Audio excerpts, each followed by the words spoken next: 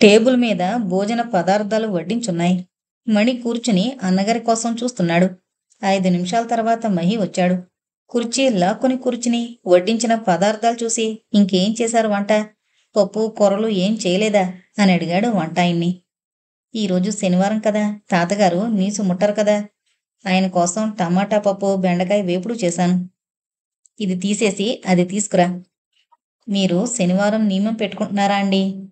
శనివారం కాదు, ఇక రోజు ఈ నియమమే ఉంటుంది. ఈ రోజు నుండి మాంసం, చేపలు, గుడ్లు అన్నీ వదిలేస్తున్నాను. మందాకిని స్నేహ ప్రభావమా? మణి కనుబొమ్మలెత్తి అదోలా చూస్తూ అడిగాడు.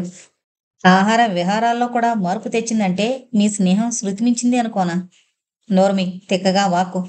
ఇంకేంటో చెప్పరాదా? మహి నిన్న జరిగిన సంఘటన చెప్పాడు. అలాగా? జంతుబలి నిషేధం కాదా? అలాంటిదేమైనా జరిగితే ఆ పెద్ద మనుషులను తీసుకెళ్లి బొక్కలోకి తోస్తాను. దీనికింత సీరియస్గా ఆలోచించడం దేనికి? ఉహుం. పోలీసు బలగంతో ఆపడం కాదు, దీన్ని ప్రజాబలంతో ఆపాలి.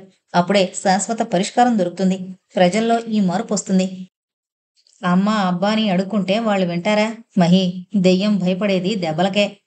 వాళ్ళల్లో ఏ మూలో మానవత్వం ఉందనే నా ఆశ. దాన్ని తట్టి ఊపిరి పోయాలి. దాన్ని తట్టి ఊపిరి పోసేలోగా నీ ప్రాణమే పోతుంది. కర్తవ్య సాధనలో ప్రాణం పోయినా పర్వాలేదు, మన వల్ల ఒక బాట పడుతుంది. దాని మీద నడిచి వచ్చేవాళ్లు చాలా మంది తయారవుతారు. కొన్ని అవసరమైన మందులు తీసుకుని పరిసరాల పరిశుభ్రత గురించి వివరిస్తూ పక్క గ్రామంలో మహీతో కలిసి తిరిగొచ్చింది మందాకిని. మధ్యాహ్నం 2 గంటలై ఉంటుంది. ఈ ఎండలో పడి తిరగడం వల్ల మందాకిని పచ్చటి ముఖం కందిపోయింది. ఆమె ఎంత దూరం తిరిగొచ్చిందో ఆమె ముఖంలో అలసట చెబుతోంది. వరండాలో చిరిచాప మీద ఎవరికో పంచాంగం చూస్తున్నాడు సిద్ధాంతి రంగనాథం. భోంచేశారా నాన్నగారు? ఇంకా లేదమ్మా. 2 అయిపోయింది. రండి నాన్న, ఇద్దరం తిందాం. ఒక్క 5 నిమిషాలాగమ్మా. ఈయన మనవడికి పుట్టు వెంట్రుకలు తీయడానికి మంచి రోజు కావాలంట. చెప్పేసి వస్తాను. రంగనాథం లోపలికొచ్చేసరికి వంటింట్లో వడ్డనకంతా రెడీగా ఉంచింది మందాకిని. రంగనాథం పీట మీద కూర్చున్నాడు. కూతురి ముఖంలోకి 1 నిమిషం చూసి, ముఖం ఒకసారి అద్దంలో చూసుకో తల్లి అన్నాడు. ఏమైంది నాన్నగారు? నేను చెప్పడం కంటే అద్దం చెబితే నమ్మకం ఏర్పడుతుంది. అర్థమైనా అబద్ధం చెప్తుంది గాని మీరు అబద్ధం చెప్పరని నా నమ్మకం నాన్నగారు. వాత్సల్యంతో ఆయన కళ్ళు తొణికిసలాడాయి. పచ్చి పసుపులా ఉన్న ముఖం కందగడ్డలా కందిపోయిందమ్మా. నీ అందం పోగొట్టుకుంటే తప్ప దేశసేవ బాగా జరగదని అనుకుంటున్నావా మందాకిని? ఇది వరకు నేనొక్కదాన్ని, ఇప్పుడు నాకు తోడుగా డాక్టర్ గారు ఉన్నారు. ప్రజల నుండి మంచి రెస్పాన్స్ వస్తోంది నాన్నగారు. మందాకిని ఉత్సాహంతో అంది. నిన్ను ప్రజాసేవకు సంతోషంగానే అర్పించగలను, అర్పించాను కూడా. కానీ అపవాదులకు మాత్రం అప్పగించలేను. ఆయన ముఖంలో నీలి నీడలు ఆక్రమించుకున్నాయి. అపవాదులా? నీకు డాక్టర్కు మధ్య ఉంది కేవలం స్నేహం మాత్రమేనని నాకు తెలుసు. కానీ ఈ ప్రపంచం మాటను కూడా అంత తేలిగ్గా కొట్టివేలేం కదమ్మా. అపవాదులను నిర్లక్ష్యం చేస్తూ పోవడం కంటే అపవాదులకు దూరంగా ఉండడం మంచిదని నా ఉద్దేశం. మన ప్రవర్తన నిష్కళంకంగా ఉందని నమ్మినంత వరకు ప్రపంచం వేసే అపవాదులను లెక్క చేసే అవసరం లేదు నాన్నగారు. కాదమ్మా, అపవాదుల్లో సత్యం లేదని తెలిసినా అపవాదులను భరించడం కష్టం. ముఖ్యంగా కూతురి విషయంలో వచ్చిన అపవాదులను తండ్రి భరించడం అనేది మరీ కష్టం. ఆయన అత్యంత వ్యధాభరితమైన స్వరంతో అన్నాడు. కూతురి పెళ్లి చేయకుండానే ఆచారి అల్లుణ్ణి సంపాదించుకున్నాడు అని జనం అవహేళనగా నవ్వుతున్నారమ్మా. మీకు నా పట్ల విశ్వాసం ఉందా లేదా? విచిత్రంగా అడిగింది మందాకిని. నిన్ను నేను నమ్మకపోతే ఎవరు నమ్ముతారమ్మా? ఏనుగులు వెళుతుంటే కుక్కలు మురుగుతాయన్న సామెత గుర్తు చేసుకోండి నాన్నగారు. ఉహుం, సామెత సామెతే. దాన్ని గుర్తు చేసుకున్నంత మాత్రాన నాకు నిశ్చింత ఏర్పడదు. ఇంకొక నిజమేంటంటే అపవాదులతో నీ చరిత్ర కలుషితమైనప్పుడు నీ మాటకు నీ చేతకు విలువేమీ ఉండదు. నువ్విలా నీతివాక్యాలు చెప్పి 2 అడుగులు వేయగానే నీ వెనక మూతులు ముక్కులు తిప్పుతారు జనం. నువ్వు ఏ ఆశయం కోసం బ్రతుకుతున్నావో ఆ ఆశయానికే అర్థమే లేకుండా పోతుంది. అంటే నువ్వు ఏ ప్రజల కోసమైతే ఆర్తి చెందుతున్నావో ఆ ప్రజల చేతే చేత్కరింపబడతావన్నమాట. వాళ్ల చేతే తరమబడుతూ వాళ్ల కోసం నువ్వేం చేయగలవు చెప్పు? కాదు నాన్నగారు, ఒక స్త్రీ పురుషుడు కలిసి తిరిగినంత మాత్రాన వాళ్ల మధ్యన అపవిత్రత చోటు చేసుకుంటుంది అన్న వాళ్లకు సంస్కారానికి జవాబు మేం ఒకరికొకరం దూరం కావడం కాదు. స్త్రీ పురుషుల మధ్య కేవలం స్నేహం కూడా ఉండగలదని నేను వాళ్లకు రుజువు చేస్తాను. ఆవేశంగా అంది మందాకిని. నువ్వు రుజువు చేసేలోగా నీ జీవితం నిందలతో నిండిపోతుందనే నా భయం. మరి కొంచెం సేపటి తర్వాత అన్నాడు రంగనాథం. అవదాన్ తాతయ్య, నేను మరో ఇద్దరం స్నేహితులం కలిసి సంపూర్ణ తీర్థయాత్రలు చేసి రావాలనుకుంటున్నాం. అమ్మా, వచ్చే దశమి బాగుంది, బయలుదేరతాం అన్నాడు అవధాని. ఈ తీర్థయాత్రలు ఇవంటే మీకు నమ్మకం లేదుగా? చేసిన పాపం గోచిలో పెట్టుకుని అన్న సామెత చెప్పేవాళ్ళు. ఆశ్చర్యంగా అడిగింది మందాకిని. నా పాపాలన్నీ గంగలో కడుక్కోవాలని వెళ్ళడం లేదమ్మా. కేవలం దేశం చూడాలన్న ఆశతో మాత్రం వెళుతున్నాను. కృష్ణవేణి ఆ ఒడ్డుని ఈ ఒడ్డుని ఉరుసుకుని పూర్ణ గర్భిణిలా ప్రవహిస్తోంది. ఆకాశం మబ్బుగా, వాతావరణం చల్లగా ఉంది. నీలి మబ్బుల కింద పక్షులు పల్టీలు కొడుతున్నాయి. మహీరేపు వెళ్ళిపోతున్నాడు ఇక్కడి నుండి. ఆహ్లాదకరమైన ఆ వాతావరణంలో నదిగట్టున మందాకింతో చివరి సమావేశం జరుగుతోంది. మామూలుగా వాళ్ళిద్దరూ కలుసుకుంటే సంభాషణలో దొర్లే పల్లెల పరిస్థితి, పల్లీల అమాయకత, ఈ విషయాలేవి దొరలడం లేదు. కొన్ని సంవత్సరాల వరకు కలుసుకోం కదా అనుకుంటే కలిగే భారం మహీ హృదయాన్ని ఆవహించగా అతడు మౌనధారయ్యాడు. ఆచారి కూతురి పెళ్లి చేయకుండానే అల్లుణ్ణి సంపాదించుకున్నాడని ప్రజలు పరిహాసంగా నవ్వుతున్నారమ్మా అని తండ్రి చెప్పి విలవిల్లాడ్డం జ్ఞాపకొచ్చి మహీతో ఇదివరకులా అరమరికలు లేకుండా మాట్లాడలేకపోతుంది మందాకిని. నది మీద అలా తిరిగి రావాలనిపిస్తోంది మందాకిని. వెళదామా? మౌనంగా తలొంచింది మందాకిని. అలిగిరి ప్రయాణికుల్ని ఎక్కించుకుని అవతల ఒడ్డు నుండి వస్తోంది. 10 నిమిషాల తర్వాత గట్టు మీద ప్రయాణికుల్ని దింపేసి తిరుగుముఖం పడుతుంటే మందాకిని, మహి ఎక్కారు. మేకపిల్లను చంకలో ఎత్తుకుని ఇంకొక ఆయన పరిగెత్తుకుని వచ్చెక్కాడు. అలిగిరి చుట్టూ నీళ్లు సుళ్ళు తిరిగి ముందుకు వెళుతున్నాయి. ఉయ్యాలలూగుతూ అలిగిరి అవతల ఒడ్డుకు సాగిపోతుంటే మహి పెదవుల మీద అప్రయత్నంగా ఓ పాట మెదిలింది. పడవ నడపబోయ్, పూల పడవ నడపబోయ్. మహి కూనిరాగం మందాకిని మౌనాన్ని వదిలించింది. నవ్వంది. చాలా చక్కగా పాడారే లలిత గేయం. మీరు పాడతారని తెలీదు, లేకపోతే ఎన్నిసార్లు పాడించుకునేదాన్ని. అబ్బా, ఆశ. ఊరికే పాడేవాణ్ణా? ఒక్క పాటకి 2 పాటలు పాడే షరతు మీదే పాట పాడేవాణ్ణి. వడ్డీలు గుంజే గుణం మీ రక్తంలోనే ఉంది కదూ. ఒక పాటకి 2 పాటలంటే అది వడ్డీ ఎలా అవుతుంది? ఇది రసపిపాసకు సంబంధించిన విషయం. ఇది రసపిపాసకు సంబంధించిన విషయమైతే అది ధనపిపాసకు సంబంధించిన విషయం అంటారా? గలగలా నవ్వింది. అమ్మా, నవ్వారా? వచ్చినప్పటి నుండి మీరెందుకలా మూడిగా ఉన్నారోనని ఇదే పోతున్నాను. గట్టుకొచ్చేశారు. ముందుగా తను కిందకి దిగి మందాకిని కోసం చేతినందించాడు. ఆమె దిగాక జేబులో నుంచి కొన్ని చిల్లర నాణాలు తీసి అలిగిరి నడిపే అభికిచ్చి కదిలాడు మహి. కొంచెం దూరంలో శివాలయం ఒకటుంది. గుడి నుండి ఏటి వరకు మెట్లున్నాయి. ఇద్దరూ నడిచి వెళ్లి ఏటికి సమీపంగా మెట్ల మీద కూర్చున్నారు. మళ్ళీ ఇద్దరి మధ్య మౌనం రాజ్యం చేయసాగింది. కొద్దిసేపటి తర్వాత మహి మౌనభంగం చేస్తూ, రేపు వెళ్ళిపోతున్నాను. మళ్ళా ఎప్పటికో వచ్చేది. ఇన్ని సంవత్సరాలకు సరిపోయే కబుర్లు చెప్పండి మందాకిని అన్నాడు. పెద్ద డాక్టరే తిరిగొస్తారు, ఒక్కరే రారు. మీతో మీ సౌందర్య కూడా ఉంటుందప్పుడు. సౌందర్య ఉండకపోవచ్చు బహుశా, మంద్రస్వరంతో అన్నాడతను. ఎందుకుండదు? ఉత్తరాల్లో ఆమె ఉద్దేశం కొంతవరకు తెలిసింది. అమెరికా నుండి తిరిగొచ్చాక గ్రామసీమల సేవకు అంకితం కావాలని ఉందని రాశాను. పల్లెటూరి కాపురం తను చస్తే చేయనని, అలాంటి ఆలోచనుంటే దాన్ని వదులుకోమని, లేకపోతే తనని వదులుకోవాల్సి వస్తుందని రాసింది. మందాకిని ఆందోళనగా చూసింది అతడికేసి. మరి ఏం చేయాలనుకుంటున్నారు? మీ ప్రోత్సాహంతో ఊపిరి పోసుకున్న నా ఆశయం త్యాగం చేయడానికి సౌందర్య ఎక్కడా కనిపించడం లేదు మందాకిని. ఎక్కడ మాయమైపోయింది? ఏమో. జోక్ కాదు డాక్టర్ గారు.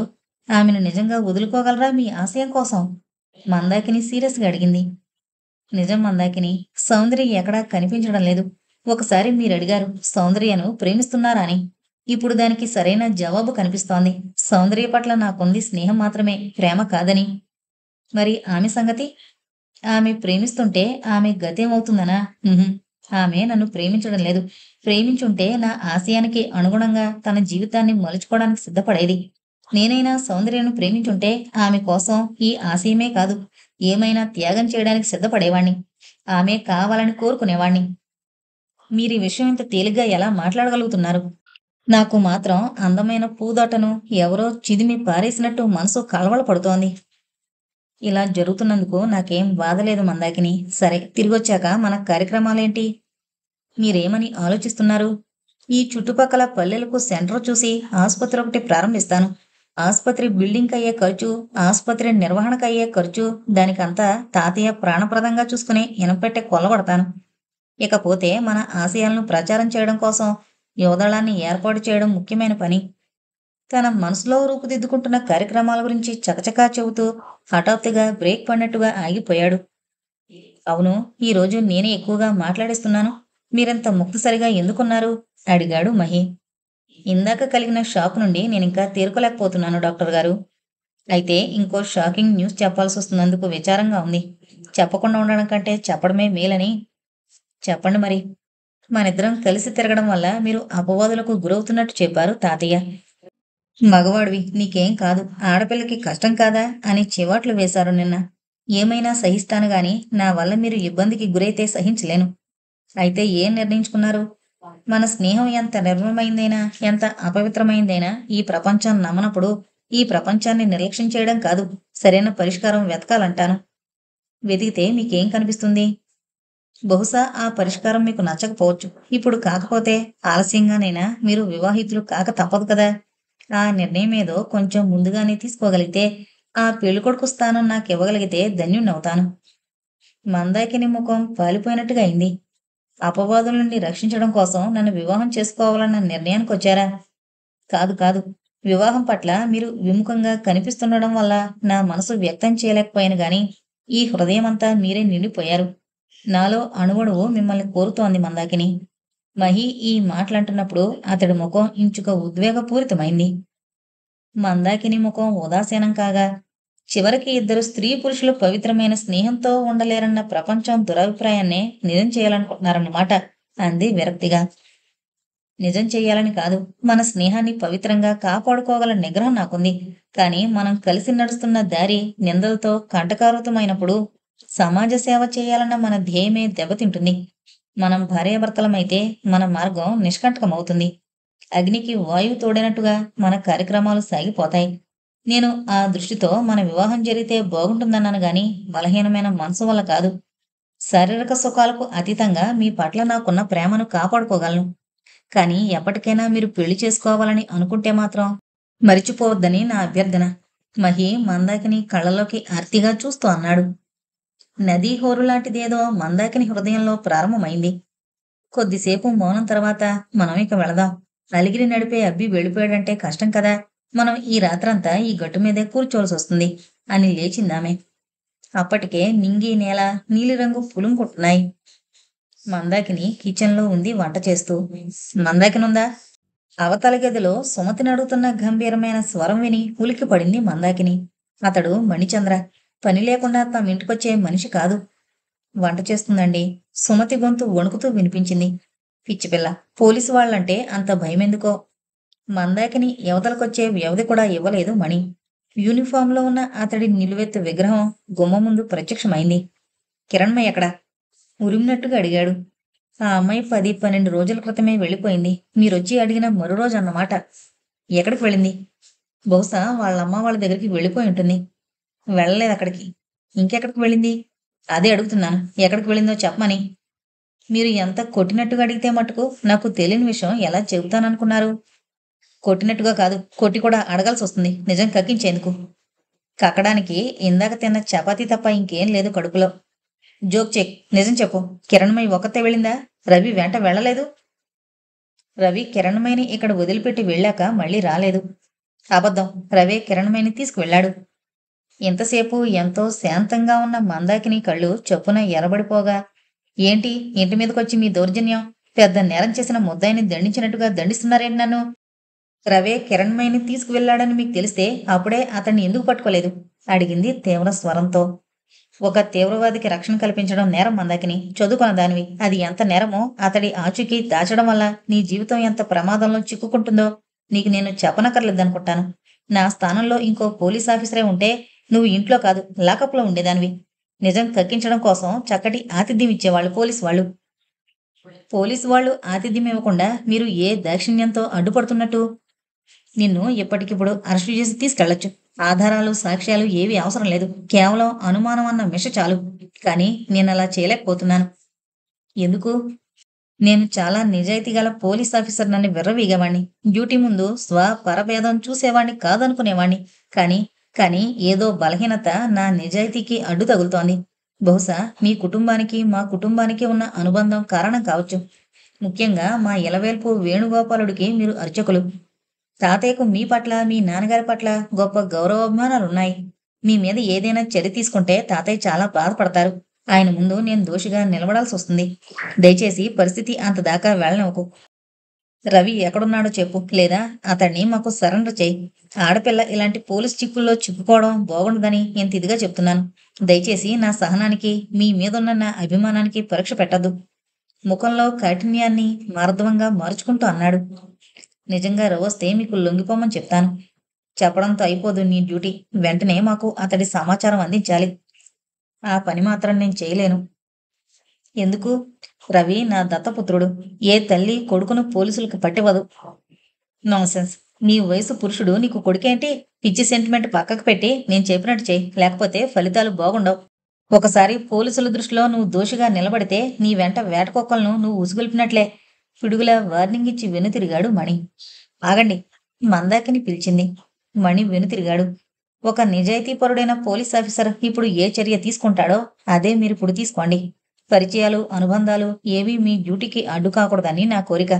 మీ వేణుగోపాలుడి పూజారులమన్న మిషతో ఆ శిక్ష నుండి తప్పించుకోవాలని నాకేం లేదు. జైలంటే అంత సరదాగా ఉందన్నమాట. మణి భుజాలు ఎగరేసి నవ్వాడు. సమయం వచ్చినప్పుడు అలాగే తీసుకువెళ్తాను. ఇమ్మంటే చక్కని ఆతిథ్యం కూడా ఇస్తాను. అడిగిన వాళ్ళకి మాత్రమే ఆతిథ్యం ఇస్తారా? ఎగతాళిగా నవ్వింది. సాధారణంగా మా ఆతిథ్యం ఎవరూ కోరుకోరు. నువ్వు మాత్రం కోరి వడ్డించుకునేటట్టున్నావు. నువ్వు చాలా తెలివిందని అనుకున్నాను. కానీ ఒట్టి ఫూల్వని ఇప్పుడు తెలిసింది.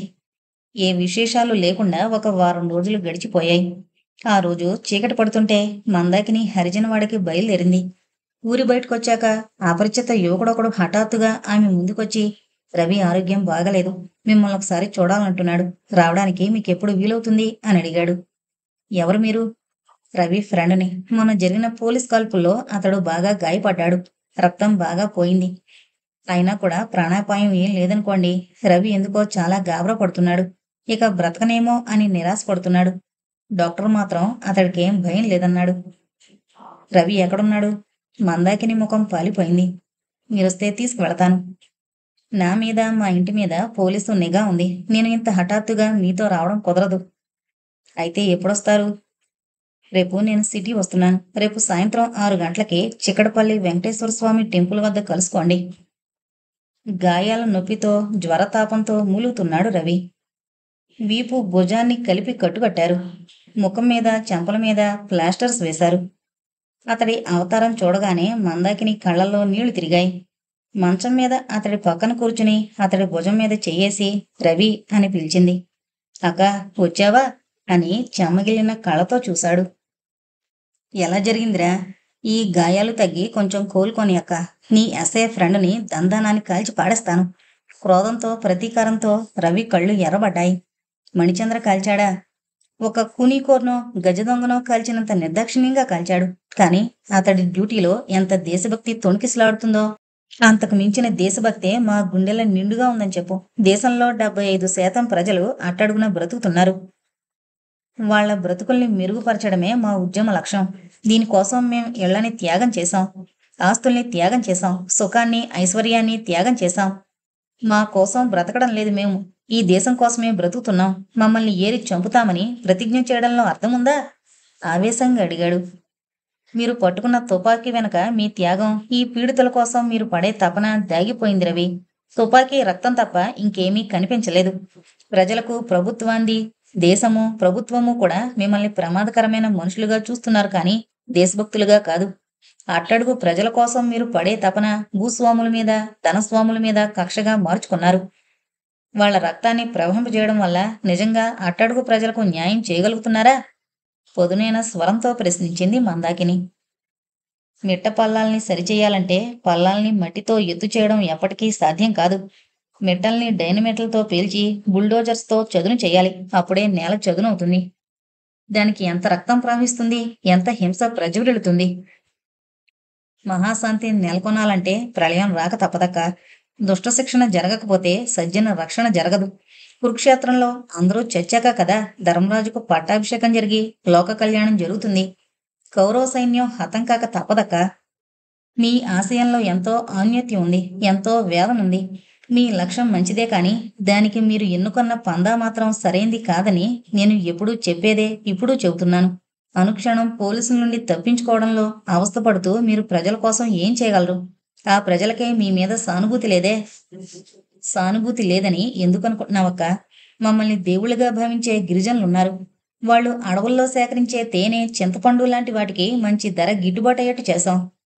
లక్షల ఎకరాలు భూమి లేని వారికి పంపిణీ చేశాం. మా దురదృష్టం కొద్దీ వీటికి ప్రచారం, పత్రికలు, ప్రభుత్వం ఎప్పుడూ ఇవ్వవు. ఎవడికైనా కాలు, చెయ్యి తీసేశామో, తల తీసేశామో దానికి పెద్ద పబ్లిసిటీ ఇచ్చి గోల పెట్టేస్తాయి పత్రికలు. అడవుల్లో, గుహల్లో దాక్కుని నువ్వు ప్రజలకు చేసేది చాలా తక్కువ రవి. ప్రజల్లోకొచ్చేయ్. ప్రజల పక్కనే నిలబడు. ఈ సమాజంలో నిజమైన దోపిడీదారులెవరో తెలుసా? అజ్ఞానం, అమాయకత్వం వీటిని అంతం చెయ్యి. అప్పుడు ఈ ప్రజలే దోపిడీ వ్యవస్థను ఎదుర్కొంటారు ధైర్యంగా. అప్పుడు మీ తుపాకులతో, ఎర్రజెండాలతో అవసరం లేదు. ఈ సమాజంలో మనుషుల రూపంలో పులులు, సింహాలు తిరుగుతున్నంతకాలం మేం తుపాకులు పట్టుకోక తప్పదక్కా. ఇంతసేపు సెంటిమెంట్ ఉపయోగించకుండా నిన్ను మార్చగలనేమో అనుకున్నాను రవి. నీ కారణంగా నన్ను పోలీసులు పట్టుకుపోయే పరిస్థితి ఏర్పడుతుందని చెప్పడానికి నాకే సిగ్గుగా ఉంది. అబద్ధం చెప్పడం అంటే నాకు చెప్పలేని అసహ్యం. కానీ నీకోసం నేను అబద్ధం చెప్పాల్సొచ్చింది. మొన్న మణిచంద్ర కిరణ్మయి గురించి, నీ గురించి ప్రశ్నలతో చంపాడు. తను కాక మరో ఆఫీసరు ఆ స్థానంలో ఉంటే పట్టుకుపోయి పోలీసుల ఆతిథ్యం ఇచ్చేవాణ్ణన్నారు. అందుకే వాణ్ణి ఖతం చేస్తానక్క. డ్యూటీని నిజాయితీగా నిర్వహించే ఒక పోలీస్ ఆఫీసర్ను దేశానికి కరువు చేస్తానంటున్న నువ్వేం దేశభక్తుడివి? ఒకవేళ మణిచంద్రని చంపాలని నువ్వు అనుకుంటే నీ ముఖం నేను ఈ జన్మలో చూడను. మీకు సిద్ధాంతాలు తప్ప అనుబంధాలు, ఆత్మీయతలు వీటికి దూరంగా ఉంటారని తెలుసు. అయినా ఏ మూలో నేనంటే అభిమానం ఉండొచ్చునన్న ఇదితో నిన్ను కోరుతున్నాను రవి. ఈ పందా వదిలేసి ప్రజల్లోకొచ్చేయ్. నాకు నాలాంటి వారికి తోడుగా నిలబడు. తోడుగా నువ్వుంటే అగ్నికి వాయువు తోడైనట్టుగా నేను ఎంత పనైనా చేయగలను. నిన్ను బంధించడానికి సెంటిమెంట్ ఉపయోగించడానికి కూడా నాకు ఇబ్బందిగా ఉంది. పోలీసులకు పట్టుబడితే నిన్ను నూరేళ్లు జీవితం అర్ధాంతరంగా బలవుతుంది. బ్రతుకుంటే ఎన్నైనా చేయొచ్చుగా రవి. నాకు ప్రాణమంటే లెక్కలేదక్కా. కానీ ప్రాణముండగా చేసే పనులకైనా లెక్కుంది కదా. ఉంది. నేను చాలా చెయ్యాల్సింది, సాధించాల్సింది ఉంది. అలాంటప్పుడు బ్రతుకుని రిస్క్లో ఎందుకు పెడతావు? నా మాట విని పోలీసులకి సరెండర్ అవ్వు రవి. నీ మీద ఇంతవరకు హత్య కేసులేవీ లేవు కాబట్టి నువ్వు తేలిగ్గా బయటపడతావు. నువ్వు చెప్పినంత తేలిక కాదులే కాది. పోలీసులకు ఒకసారి పట్టుబడ్డానంటే నా అంతు చూడందే వదలరు. నా సహచరుల కోసమైనా నన్ను గుప్పిట్లో పెట్టుకుని చిత్రహింసలు పెడతారు. పార్టీకి ద్రోహం చేయడం కంటే నేను చావడం నయం. మణిచంద్రతో చెప్పి నువ్వు తేలిగ్గా బయటపడేట్టు చేస్తాను రవి.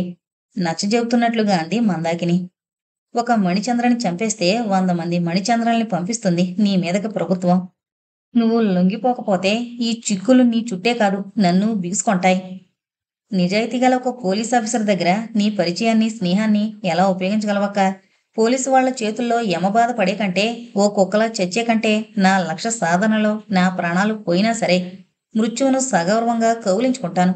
కానీ మీ మణిచంద్రన్ మాత్రం నేనంత తేలిగ్గా వదలను. నా అంతం చూడాలని అతడెంత పట్టుదలతో ఉన్నాడో, అతడి అంతం చూడాలని రెట్టింపు పట్టుదలతో ఉంటానని చెప్పు అతడికి. స్నేహితురాలివి కాబట్టి అతన్ని జాగ్రత్తగా ఉండమని హెచ్చరించు. నన్ను వాళ్ళు పట్టుకుపోయి చిత్రహింసలు పెట్టినా పర్వాలేదన్నమాట. నీకు తెలిసింది దాచినప్పుడు కదా చిక్కు. నా గురించి నీకు తెలిసిందంతా చెప్పేయ్. ఇప్పుడు నన్ను కలుసుకున్న సంగతి కూడా చెప్పు. నువ్వు నా కోసం బొంకక్కర్లేదు, అబద్ధాలు ఆడనక్కర్లేదు. రవి! దెబ్బతిన్నట్టుగా పిలిచింది మందాకిని. నా ప్రాణం కోసం, నా కోసం నీకు ద్రోహం చేయగల మనిషి అనుకుంటున్నావా నన్ను? నన్ను అంత తుచ్చంగా భావిస్తున్నావా?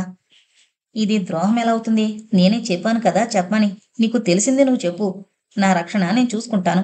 కావాలంటే ఈ ఇంటి నెంబరు, స్ట్రీటు, సిటీకి ఎటువైపు ఉంది చెప్పమంటే చెబుతాను. వద్దు. నా చేతులతోనే నేను నిన్ను పోలీసులకు పట్టివ్వలేను. వస్తాను రవి. మందాకిని లేచింది. అక్క, బహుశా నేను ఇంటికి రాలేకపోవచ్చు. వస్తే నువ్వింకా చిక్కుల్లో పడతావు కదా. డబ్బు ఏ అడ్రస్కు పంపించను? పంపించుకో. నాకు అవసరమైనప్పుడు ఎప్పుడో ఎక్కడో కలుసుకుంటాను, తీసుకుంటాను. ఎల్ఎల్బి చేయాలని నీ ఆశయం కదా రవి. ఎలాగైనా అది పూర్తి చేయి. అంతవరకు నీ బాధ్యత నాదే. దయచేసి చదువు మధ్యలో పాడు చేసుకోకు చెప్పి బయలుదేరింది మందాకిని. రాత్రి 8 గంటలై ఉంటుంది. ఆ రోజు శనివారం కావడం వల్ల వెంకటేశ్వర స్వామి గుడి ముందు, గుడిలోనూ భక్తులతో సందడిగా ఉంది. అంత సందడిలోనూ మందాకిని ఆటో దిగ్గానే ఎక్కడి నుంచి వస్తున్నావు అన్న పరిచితమైన స్వరం వినిపించింది. ఈ మధ్య ఈ స్వరం వింటేనే గుండెల్లో అదురు పుడుతోంది. పాలిపోయిన ముఖంతో ఇటు తిరిగింది మందాకిని. రవి దగ్గర నుండేనా? ఎలా ఉంది అతడికి? ఇతడికెలా తెలిసింది? ఇక్కడ ఎలా ప్రత్యక్షం కాగలిగాడు?